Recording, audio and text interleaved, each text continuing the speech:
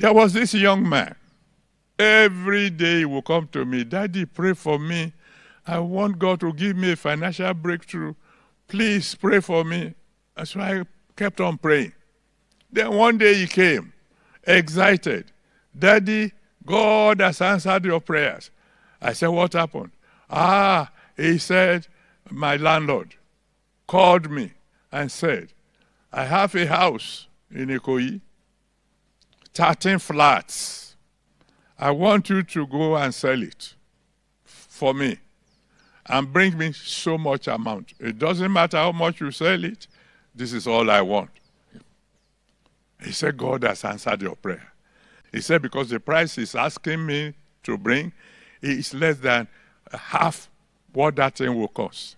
I said, congratulations. Then he went and got somebody who was ready to pay much, much higher than the landlord was asking for. And then he came back to me. Oh, this your God is wonderful. He really, really answers prayers.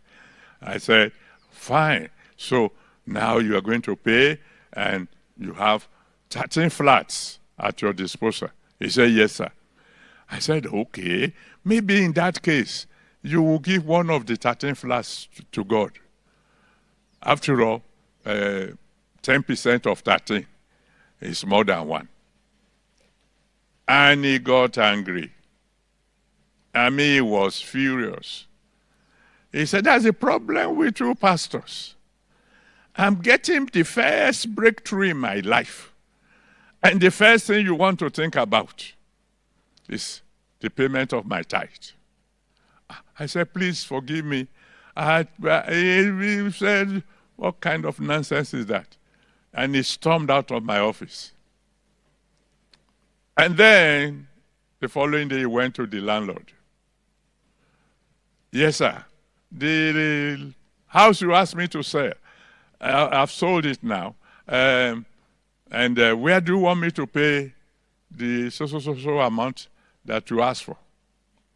The man said, you sold my house? He said, yes. For how much do you say? For so much.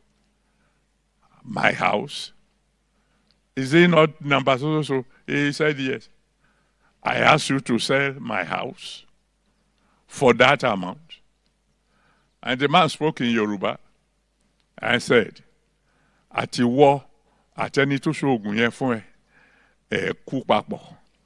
In other words, he was saying, the one who gave you the charm that you used to charm me for me to say what you said I said, you will die together if you don't get out of my house.